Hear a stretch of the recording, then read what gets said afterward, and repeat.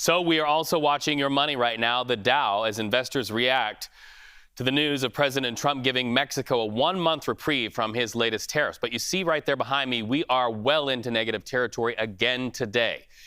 In a post to social media, Mr. Trump says, quote, after speaking with the president, Claudia Sheinbaum of Mexico, I have agreed that Mexico will not be required to pay tariffs on anything that falls under the USMCA agreement.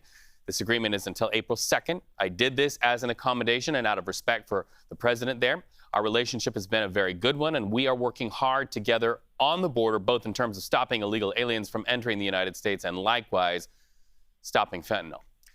Still, though, the markets are speaking today. So let's talk about this. CBS News contributor Javier David joins us live. Javier, what goods fall under the U.S.-Mexico-Canada agreement that he references there? And what does it mean for Americans who are bracing for price hikes and also watching that negative territory play out right now on the Dow?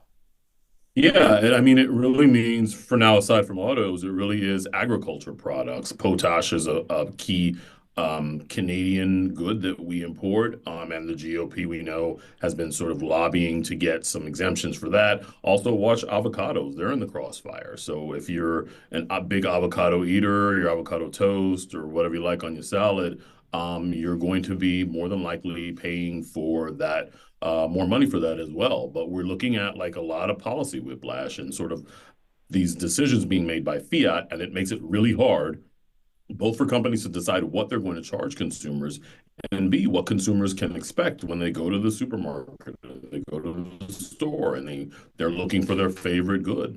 There's more than likely going to be some sort of price hike, and they're not prepared for it. Well, you mentioned avocados. There's a San Francisco touchstone to that. Today, reporting out of the Bay Area, Guacamole One restaurant shooting from $13 to almost $17 for a bowl about this big for our viewers to see. So we are seeing the ripple effects already. Mr. Trump has maintained, though, that tariffs really give him leverage for bargaining. But the question is, will that leverage work in the bargaining? What is the impact on Americans, especially those of us watching our 401ks, while he really rolls the dice on whether this tariff leverage will work? And look, we all sort of presume that leverage is what he was seeking, but when the tariffs actually got implemented, that unnerved markets, it unnerved consumers, it unnerved companies. Leverage is one thing, but you have to have clarity with that leverage. And the fact that, again, we're over the last several days, it's like tariffs are on, but tariffs are off, but maybe they're on for certain products and off for autos and off or on for agriculture goods. It's really the uncertainty, and it's that whole sort of whiplash effect that makes it impossible for companies to plan for these things. And again, like consumers they can't really grasp what's happening. And much of what is unfolding in the market is, in fact, due to that uncertainty and the lack of clarity from the administration. Right. And who's to say when prices go up, if those tariffs disappear and the cost of doing business goes down, who's to say those retailers won't just keep the prices where they are? The president himself said it's hard to get prices down. So let's talk about layoffs. As Elon Musk, he really takes a sledgehammer, a knife to the federal government structure. Now we're starting to see the fallout. What can you tell us about that from your perspective? Yeah, we had some data this morning that also sort of further unnerved markets. There was a surge in layoffs. Challenger Gray is a closely followed indicator.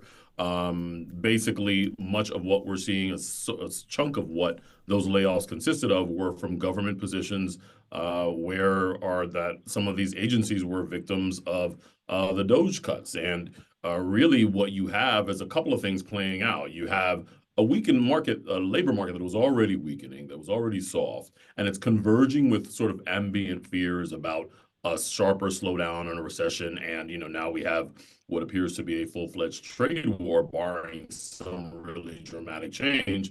You have a labor market that was already sort of leaning toward weakness.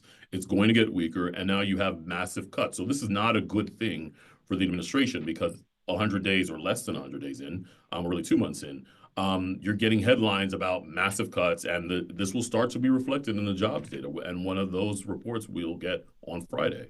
Well, it's great to talk to you, and we are looking live right now at the big board as we continue to see markets wobble in response. Thank you so much for that conversation.